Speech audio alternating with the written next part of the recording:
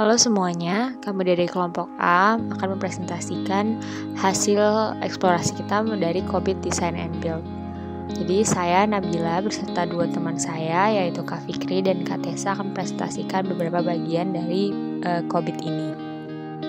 Berikut adalah daftar isi dari apa yang akan kami sampaikan, mulai dari awal konsep dasar dari sistem tata kelola itu sendiri, kemudian dampak faktor desain diikuti dengan desain sistem tata kelola dan contoh dari beberapa kasus yang ada. Kita masuk ke bagian pertama yaitu konsep dasar bagian tata kelola dan komponen di dalamnya. Target pengguna pada publikasi ini adalah anggota manajemen yang mana berada di bawah bagian tata kelola dan bagian profesional yang akan menggunakan COVID ini untuk menilai atau mengakses perusahaannya. Ini adalah bagian dari COVID yang terdapat beberapa domain di dalamnya, dan tujuan dari tata kelola dan manajemen ini sebenarnya saling terkait satu sama lain, dan tujuan tata kelola itu ada untuk menunjang tujuan perusahaan dan berhubungan dengan proses tata kelola. Seperti yang kita lihat di sini ada 5 domain dalam COVID Design and Build. Yang pertama, kalau mengikuti tujuan tata kelola terdapat domain Evaluate, Direct, and Monitor atau IDM, dan tujuan manajemen diwakili oleh beberapa domain, yaitu yang pertama Align, Plan, and Organize atau APO, Build, Acquire, and Implement atau BEI, Deliver Service and Support atau DSS, dan yang terakhir Monitor, Evaluate, and Assess atau MEA. Kemudian dalam sistem tata kelola itu ada komponennya dibagi menjadi 2 yaitu Generic and Variance. Generic ini deskripsikan dari COVID core model, dan variance ini hal-hal yang mendukung core model tersebut dan didasarkan pada komponen inti. Kemudian untuk memanfaatkan COVID ini ada beberapa tingkat kapabilitas mulai dari level 0 sampai level 5, di mana level 0 itu berarti sebuah domain atau sebuah proses itu belum memanfaatkan basic kapabilitasnya atau kapabilitas dasar.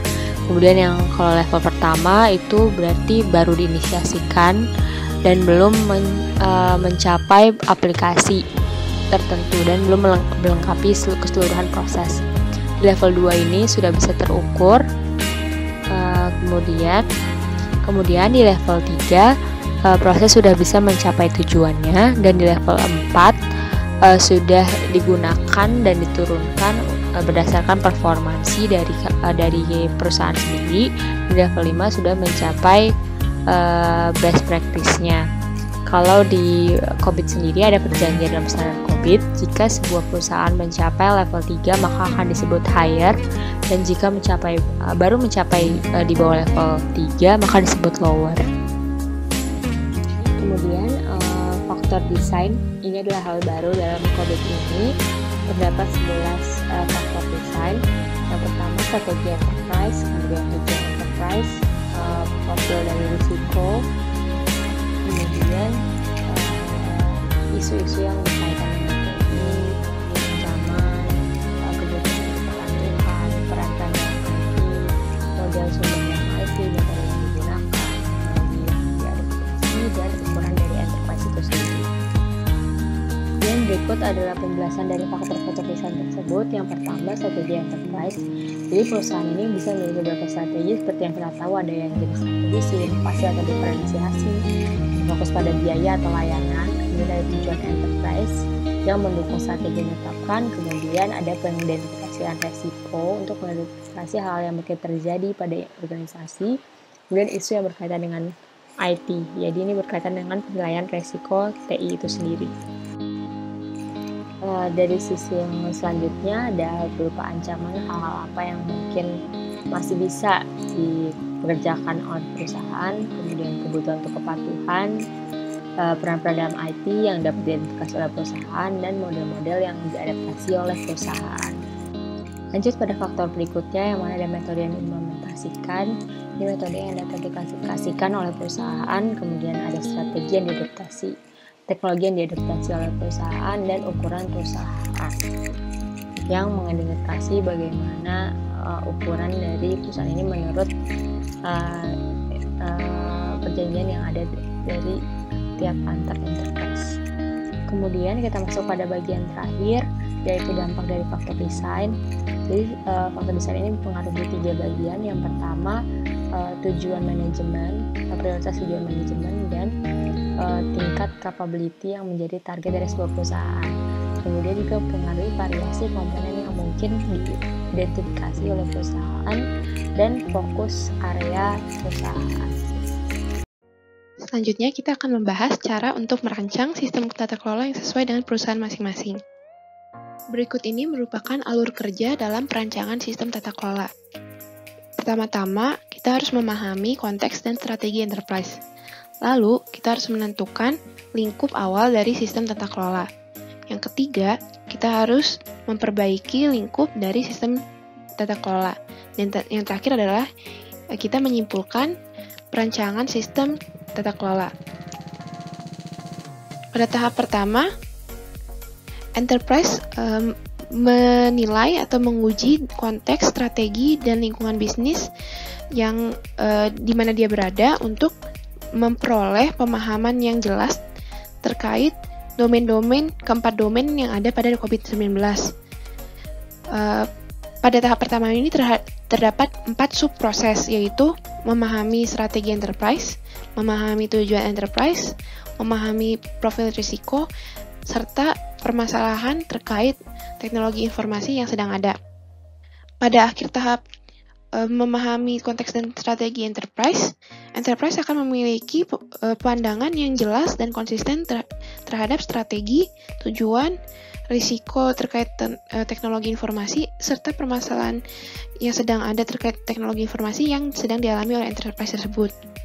Pada langkah selanjutnya, informasi-informasi tadi akan diterjemahkan menjadi tujuan-tujuan tata kelola atau manajemen yang telah ditentukan prioritasnya untuk membantu dalam menentukan lingkup awal dari sistem tata kelola yang disesuaikan bagi enterprise.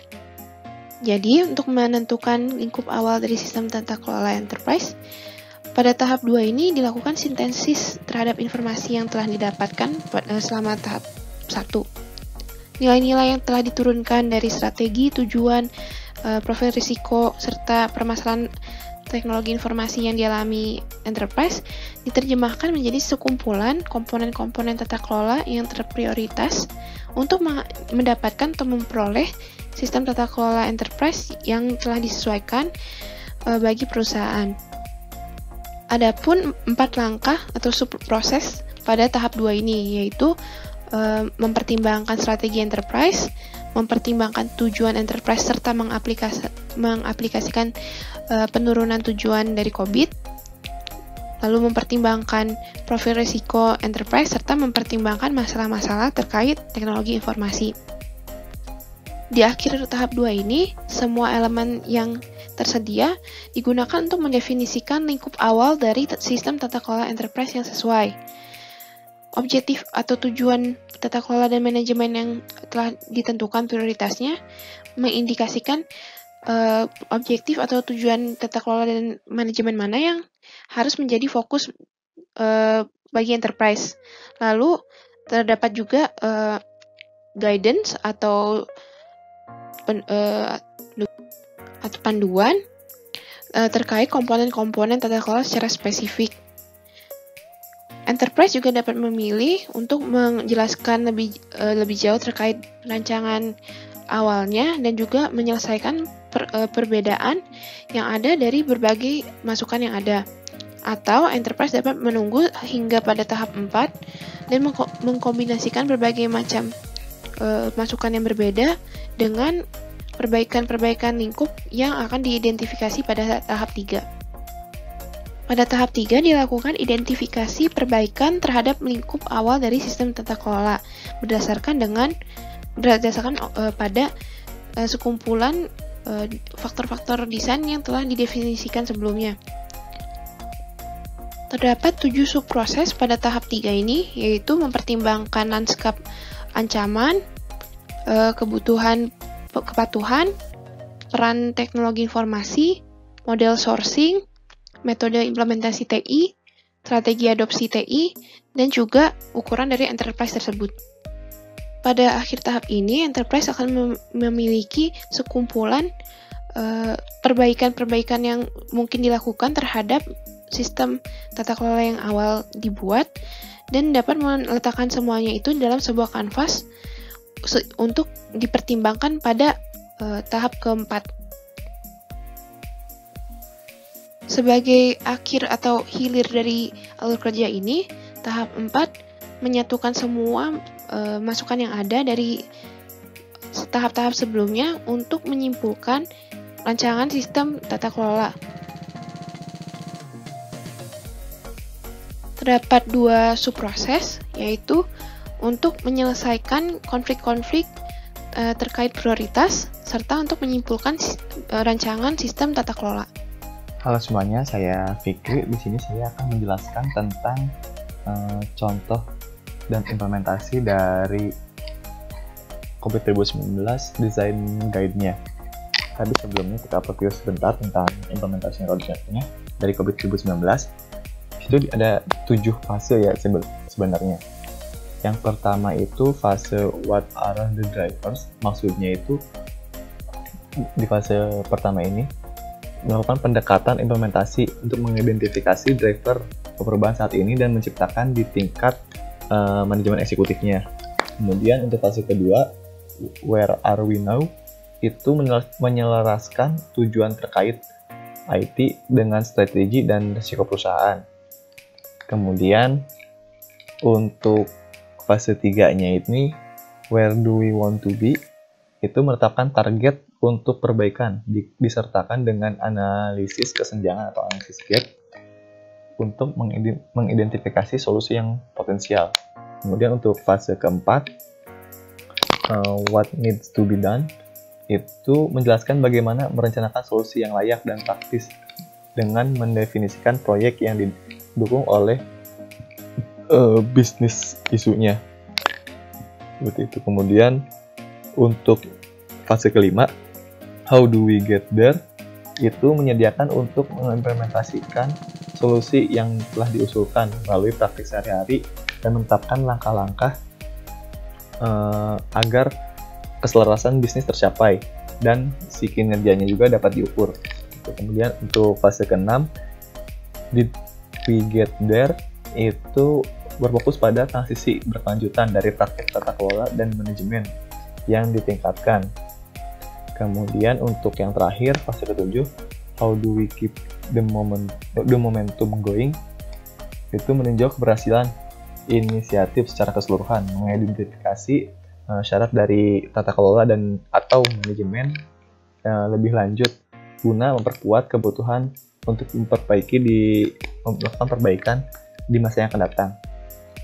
Seperti itu. Kemudian di sini sebelumnya kami mengambil contoh untuk perusahaan manufaktur, di mana perusahaan manufaktur sendiri merupakan perusahaan dengan skala besar. Seperti itu. Untuk step pertama dan step kedua itu tentang menentukan lingkup awal dari si sistem tata kelolanya. Untuk step 1 dan step 2 juga dia mempunyai 4 desain faktor.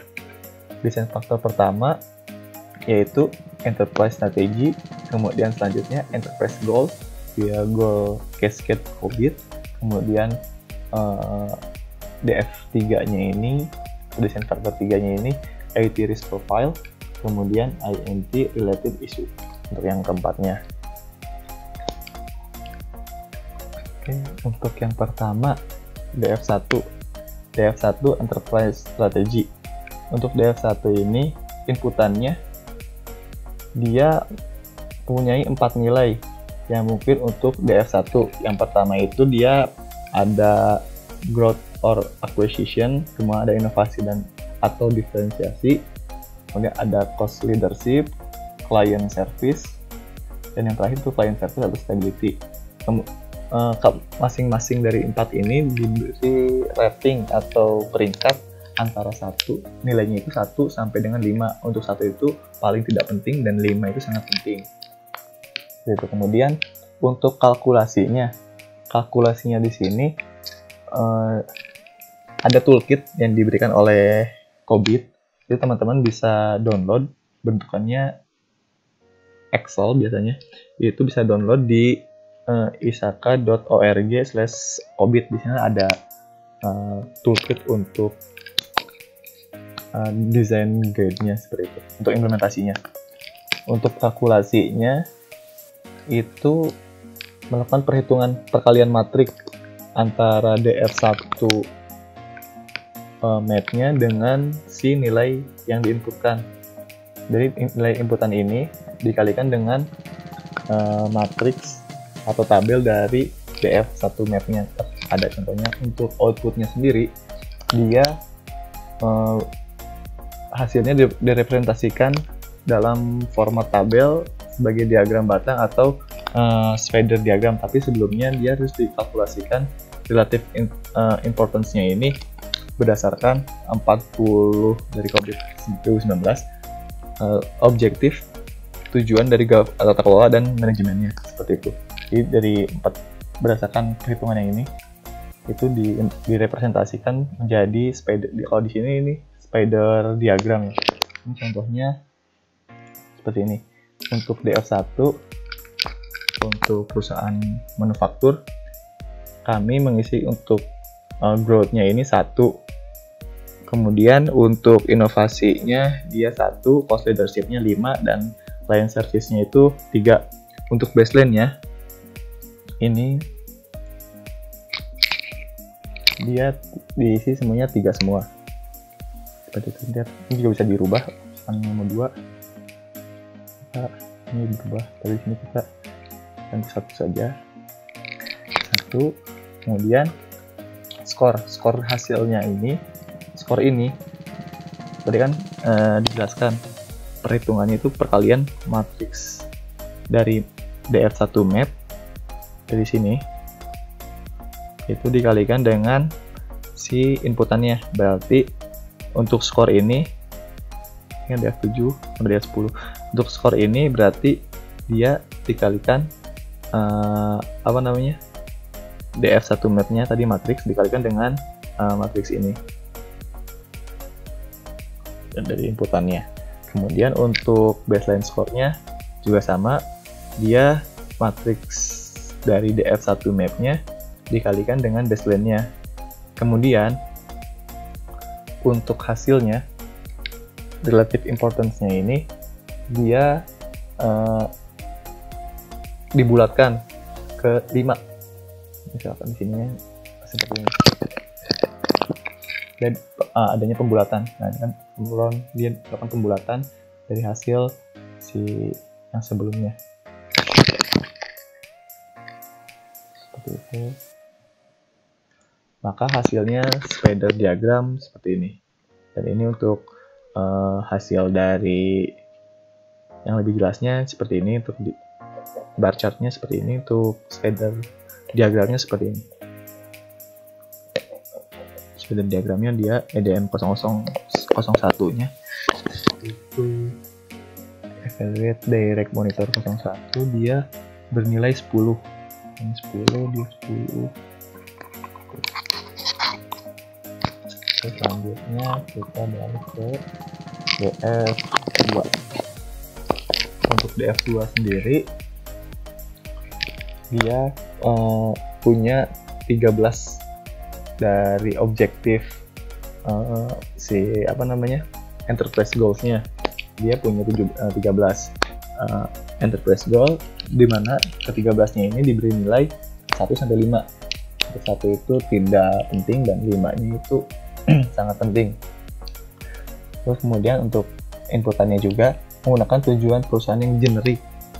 Tentukan tujuan paling penting dari perusahaan. Jadi menentukan dulu perusahaan dari menentukan top 3 dari 5 yang paling penting dulu. Seperti itu tujuannya. Kemudian untuk kalkulasinya ini melakukan perhitungan perkalian matriks, namun tidak untuk output. Nanti untuk kalkulasinya dijelaskan setelah ini ya, sebentar. Untuk outputnya ini sama, ya menggunakan referensi untuk kalkulasi dari 40 objektif dari COVID 2019. Nah, untuk kalkulasinya sendiri ini agak berbeda dengan yang sebelumnya, dengan DF1. Di sini itu kalkulasinya menggunakan perkalian matriks. Yang pertama itu tujuan perusahaan yang dinilai dan pemetaan tabel adalah antara tujuan perusahaan dan tujuan penyelarasan TI. Kemudian yang keduanya itu hasil perhitungan matriks pertama dan tabel pemetaan antara tujuan penyelarasan TI dan tujuan tata kelola atau manajemen. Kemudian alat ini melakukan set kedua perhitungan matriks dari set nilai dasar untuk DF2, menghasilkan skor dasar untuk setiap sasaran TI atau manajemen tata kelola atau manajemen. Nah, dari penjelasan ini kita lihat langsung untuk DF2 ini perhitungannya, inputannya ini seperti ini.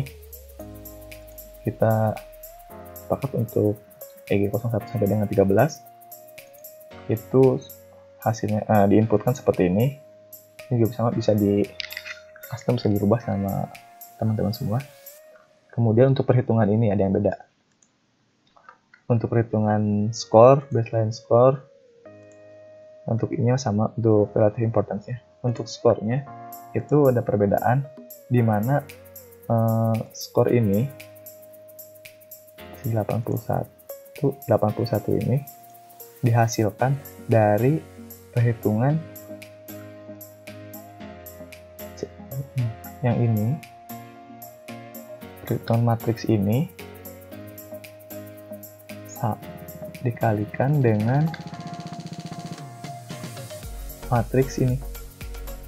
Jadi untuk si skornya ini dari sini dikalikan matriks dengan matriks ini sampai ke ujung. Nah, hasilnya itu 81. Untuk baseline-nya ini kayaknya diisikan manual. Nah, hasilnya seperti ini. Ini juga sama, untuk perhitungannya sama kayak yang DF1. Hasilnya seperti ini, teman-teman. Ini untuk bar chart-nya. Ini dalam bentuk tabelnya seperti ini. Ini bar chart-nya seperti ini. Kemudian untuk spider diagramnya seperti ini untuk DF2. Kemudian selanjutnya DF3. DF3 itu IT risk profile. Di sini dia inputannya itu ada 19 risk kategori, dimana untuk risk kategorinya ini terdapat dua feature, ya, ada impact sama likelihood. Untuk impact-nya di sini dia nilainya 1 sampai 5. Untuk 1 itu sangat tidak penting. Untuk 5-nya itu kritis atau critical. Untuk likelihood-nya itu sama juga, dia diberi nilai 1 sampai dengan 5. Untuk 1 ini sangat tidak mirip atau tidak memungkinkan. Sedangkan untuk 5 itu sangat mirip atau sangat mungkin. Kemudian untuk tools-nya sendiri dia ada risk rating, di mana pembagiannya itu ada 4, yang very high, normal, dan low untuk kategorinya. Kemudian untuk kalkulasinya, untuk DF3 ini dilakukan perkalian antara risk rating dengan DF3 map-nya seperti itu. Untuk outputnya sama seperti sebelumnya. Untuk di sini juga dia memungkinkan untuk nilainya negatif, positif atau negatif. Selanjutnya kita lihat contoh dari DF3. Nah, untuk DF3 ini mengambil contoh pada perusahaan manufaktur seperti ini. Untuk ratingnya sendiri itu dihasilkan dari impact dikali likelihood. Nah, ini perkalian impact dikalikan likelihood sama dengan rating. Ini ratingnya 12. high risk. 12 bisa dilihat pada bar chart untuk hasilnya. Ini 3. Nah, yang gampang ini ya ini. Untuk yang 12 ini ada terus action dia 20. Terus action dia 20. Pas. Ini berarti perkalian dari impact dengan likelihood. Kemudian untuk skornya ini dia itu seperti yang tadi dijelaskan, untuk kalkulasinya ini untuk skor dia matriks di DF3 mapnya di sini itu dikalikan dengan si risk ratingnya. Nah, ini risk ratingnya dikalikan dengan tadi DF3 map matriksnya.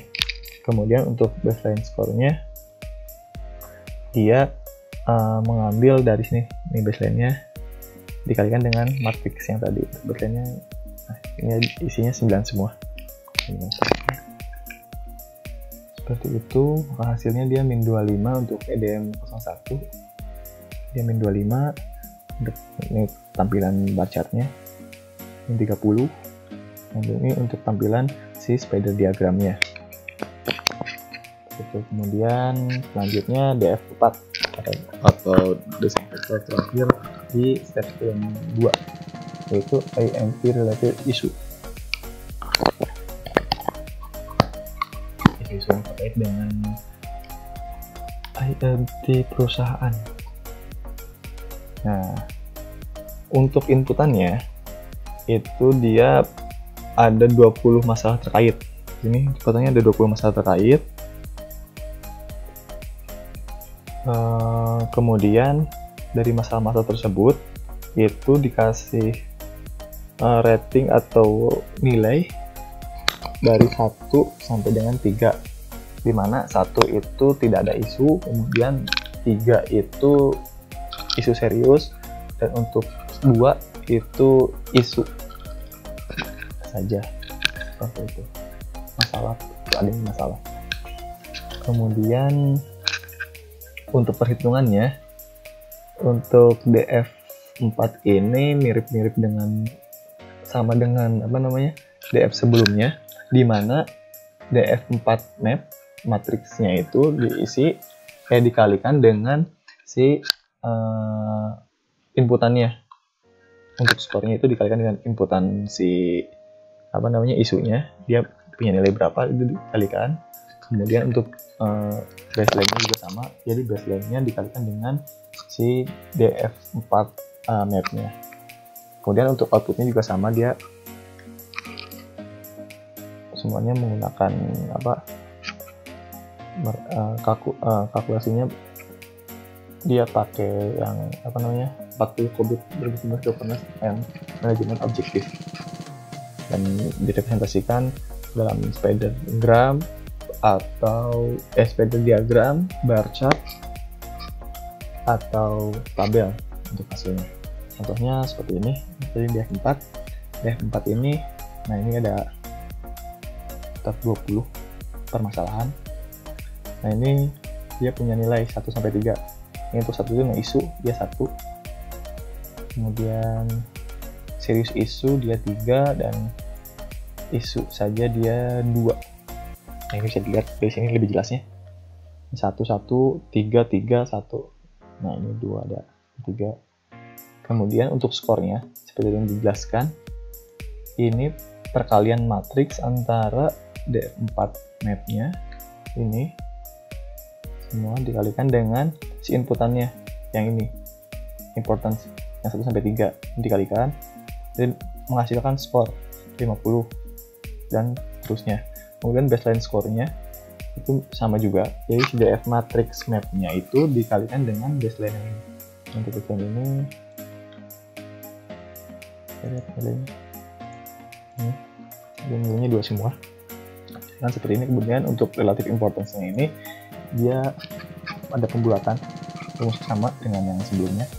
Nah hasilnya ini berupa tabel, kemudian ada bar chart-nya. Ini untuk EDM01 dia punya nilai min 10.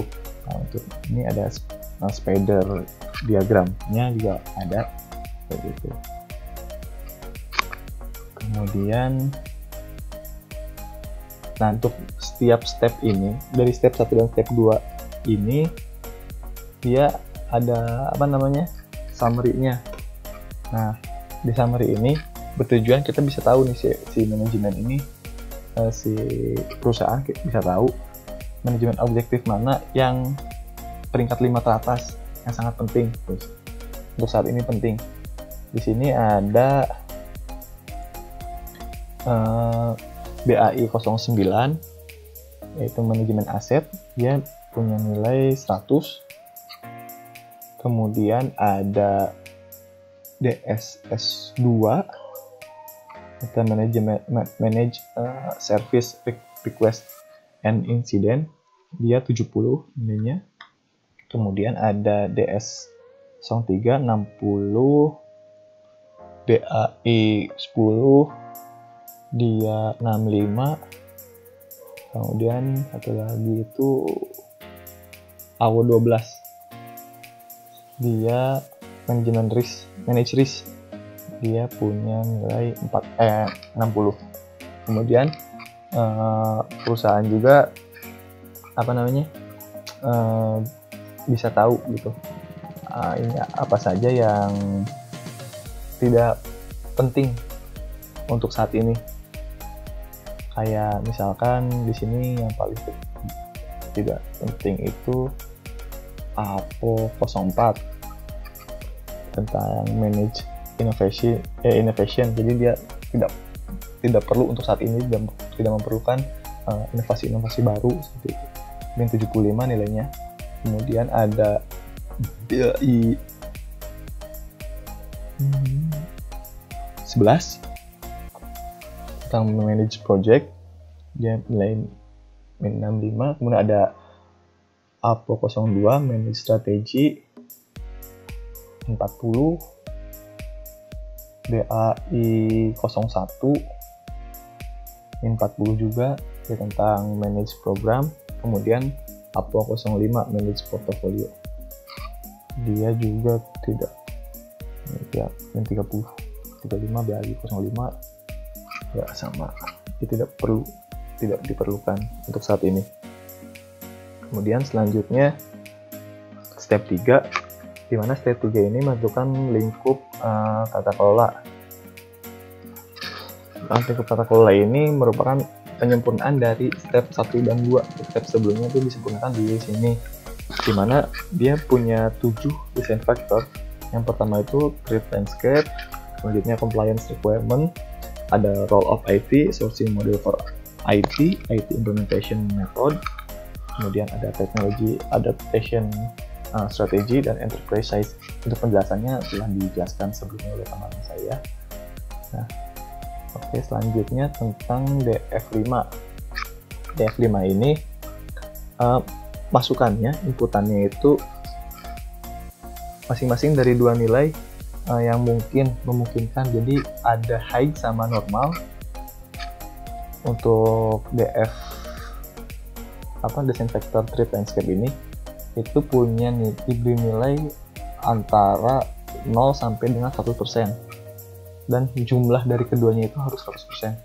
Gitu. Misalkan high-nya 20%, kemudian normalnya itu 80% dari sisanya, dari 20%. Kemudian untuk kalkulasinya di sini itu sama dengan sebelumnya, dengan DF sebelumnya, yaitu mengalihkan DF5 map-nya, matriks DF5 map dengan inputannya seperti itu. Ini contoh inputannya seperti ini, dia pakai bar chart, itu outputnya.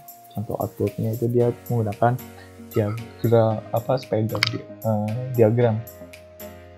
Jadi untuk outputnya sama dengan DF sebelumnya. Ini contoh untuk DF5. DF5 di sini untuk normalnya yaitu dia 10% dan high-nya itu 90%, jumlahnya 10%. Nah, ini bisa dilihat hasilnya seperti itu. Dan kemudian untuk skornya sama, dia mengalihkan matriks ini dikalikan dengan inputan si importance-nya dikalikan. Kemudian untuk baseline-nya ini masing-masing 33% untuk high dan normalnya itu 67%. Itu juga sama, dikalikan matriks yang tadi, yang ini dikalikan dengan baseline-nya yang ini, dan hasilnya seperti ini, dan kemudian dilakukan perhitungan dan pembulatan seperti itu. Untuk hasilnya bisa dilihat untuk EDM01 ini 70, dia 70 ini untuk outputnya bisa berupa tabel, kemudian ada diagram, ini hasilnya 70, 0, seperti itu. Selanjutnya ke DF6. DF6 ini yaitu punya 3 nilai yang mungkin inputannya itu dia punya 3 nilai. Yang tentang compliance requirement-nya. Dia bisa inputannya itu bisa high, normal, atau low. Tentang kepatuhannya itu bisa sangat patuh, atau bisa saja normal, atau sangat tidak patuh, low, seperti itu. Dan jumlahnya itu harus 100%. Nah, ini jumlahnya ini tuh 100%. Jadi ada high, normal, sama low. Masing-masing nilainya 0 sampai dengan 100%. Itu kemudian untuk kalkulasinya ini sama dengan sebelumnya, di mana mengalihkan matriks di DF6 mapnya dengan si inputannya untuk skor. Kemudian untuk baseline skornya juga sama, jadi si baseline-nya ini dikalikan dengan DF matriksnya. Setelah itu untuk mendapatkan importance nilainya, relative importance-nya ini, dia melakukan pembulatan. Relative importance-nya kita akan melakukan pembulatan seperti DF sebelumnya.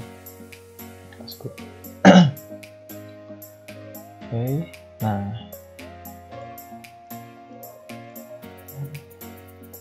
di sini untuk tingkat kepatuhannya itu high-nya itu 0%, normalnya itu 75%, low-nya itu 25%.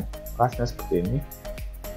Untuk skornya tadi sudah dijelaskan, dia melakukan perkalian matriks antara DF6 mapnya dengan si inputannya. Untuk baseline-nya juga sama, si baseline-nya dikalikan dengan ini baseline-nya itu high-nya 0, normalnya 1%, low-nya 0. Nah, dia untuk baseline-nya dikalikan juga sama dengan DF6 map-nya. Untuk relatifnya pembulatan seperti ini. Ini salah satu ini hasilnya. Nah, ini hasilnya bisa dilihat. Dia min 10. Untuk EDM01 dia min 10. 0, min 10 lagi, dan gitu terusnya. Ini untuk DF6 ya, untuk kepatuhan, compliance. Kemudian selanjutnya itu DF7. DF7 ini role of IT, di mana inputannya punya 4 nilai. Untuk faktor role of IT ini, desain faktor role of IT ini, yaitu ada support, factory, turnaround, sama strategic. Untuk nilainya masing-masing dari 1 sampai dengan 5, di mana 1 ini tidak penting dan 5 ini sangat penting. Untuk kalkulasinya sendiri sama dengan sebelumnya, yaitu mengalihkan inputannya dengan DF7 si mapnya. Jadi matriks DF7 mapnya dikalikan dengan inputan si DF7-nya sendiri. Nah, dikalikan dengan inputan ini. Dan baseline-nya juga sama. Kemudian ada relatif importance-nya juga sama untuk pembulatan segala macamnya sama. Kemudian untuk output-nya sendiri sama juga dengan DF sebelumnya gitu. Oke, kita lihat contohnya di sini. DF7 di sini kita contohkan untuk supportnya itu 0, untuk factory-nya, factory di perusahaan manufaktur 5, kemudian ini ada 2 turunnya dan strategiknya 0. Ini seperti ini, dia berubah nilainya, maka hasilnya seperti ini. Tapi untuk skornya itu perkalian dari inputannya dikalikan dengan DF7 maps-nya di sini dikalikan dengan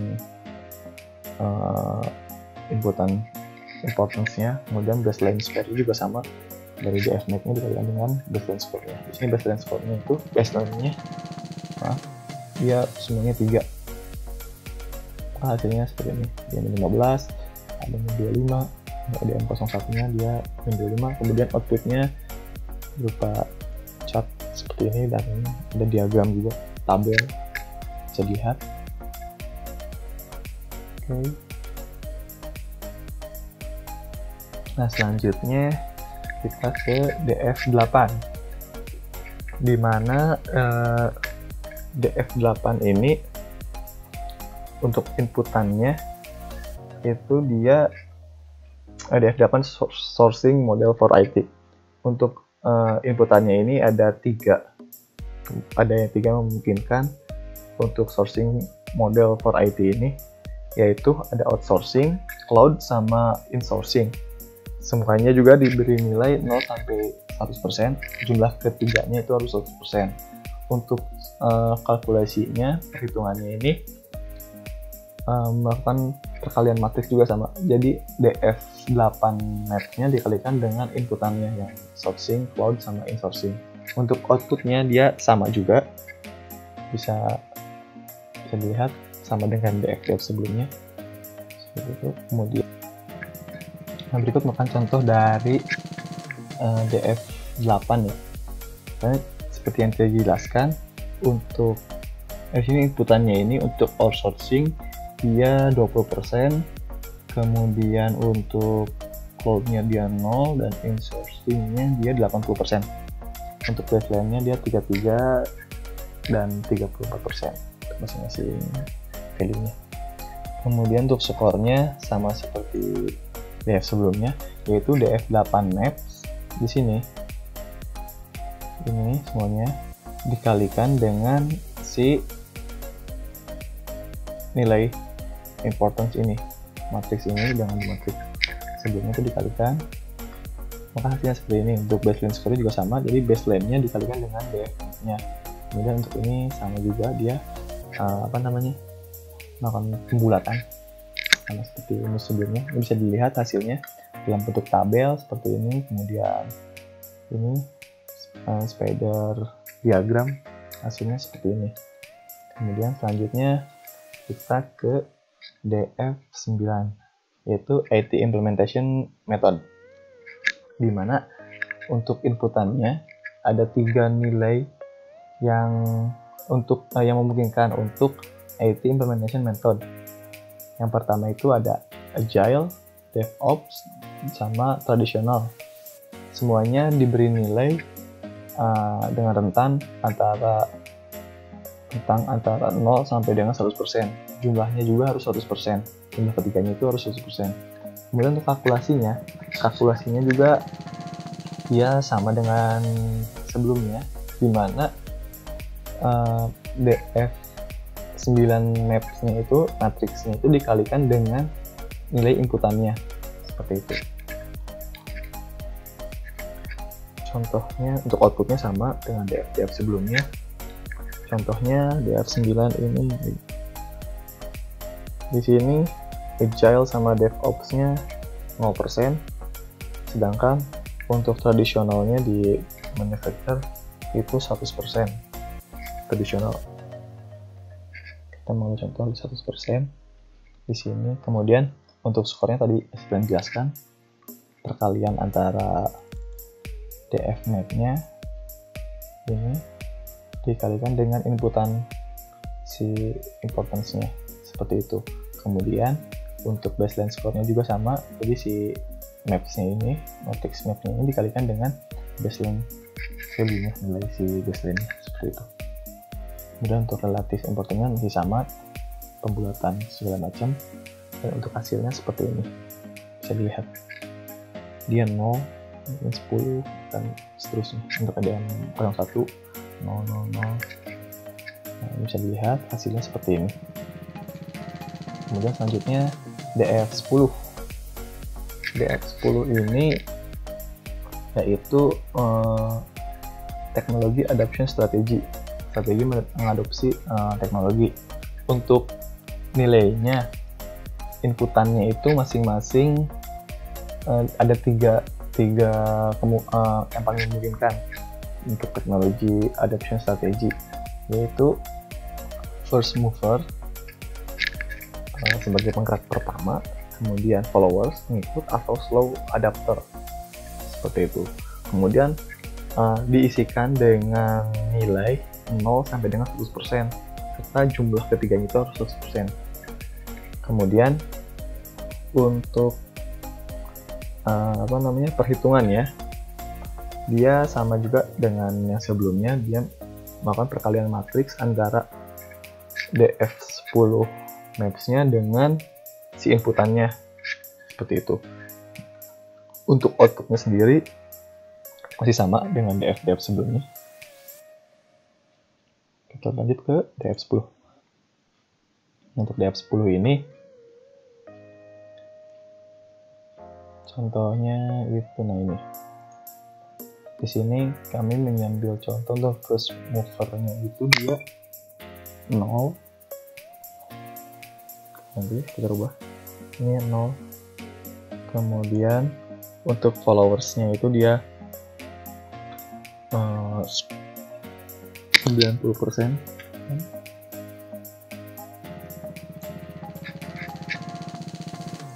Dan untuk adapternya dia 10%, slow adapternya. Maka hasilnya seperti ini, seperti tadi, sama dengan DF sebelumnya. Dan untuk si sebagai diagramnya juga seperti ini. Kemudian lanjut ke DF11. Nah, untuk DF11 ini itu sebenarnya untuk enterprise size hanya menunjukkan apakah pedoman area fokus perusahaan kecil dan menengah harus digunakan atau besar harus digunakan, namun tidak berdampak pada prioritas dan target capability levels, tata kelola, dan tujuan manajemennya. Di sini enterprise size-nya kami menggunakan perusahaan yang cukup besar, yaitu perusahaan manufaktur. Nah, seperti itu. Kemudian untuk yang terakhir, step terakhir itu step 4, menyimpulkan desain solusi tata kelola, di mana kita bisa lihat di sini untuk summary-nya sama seperti step 2 tadi, summary untuk governance dan manajemen object importance-nya. Di sini ada top 5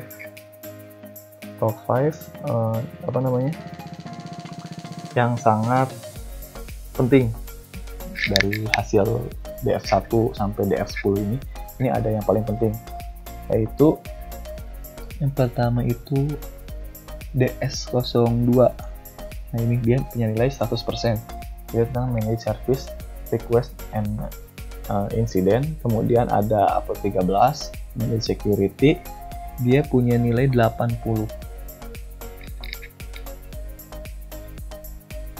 13. Kemudian ada DSS04, 80 juga. Kemudian ada manage problem dari DSS03, DSS03. Kemudian BAI09, manage assets 75. Kemudian ada BAI10, manage configuration, dia nilainya 75. Kemudian untuk yang kurang penting saat ini itu ada APO 04, manage innovation, kemudian ada BAI 11, kemudian ada BAI 01, manage program, APO 02, manage strategy, dengan BAI 05, manage organizational change. seperti itu. Namun pada saat hasil akhirnya itu si manajemen itu bisa berdiskusi untuk menentukan atau mengenerate secara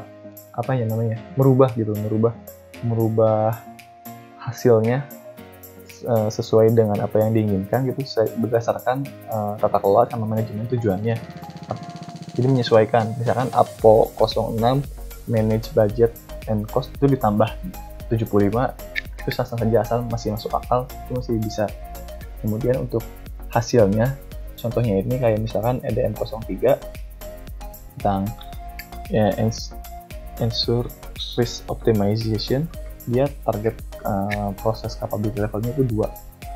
Ini contoh hasil dari result dari step 4 itu seperti ini.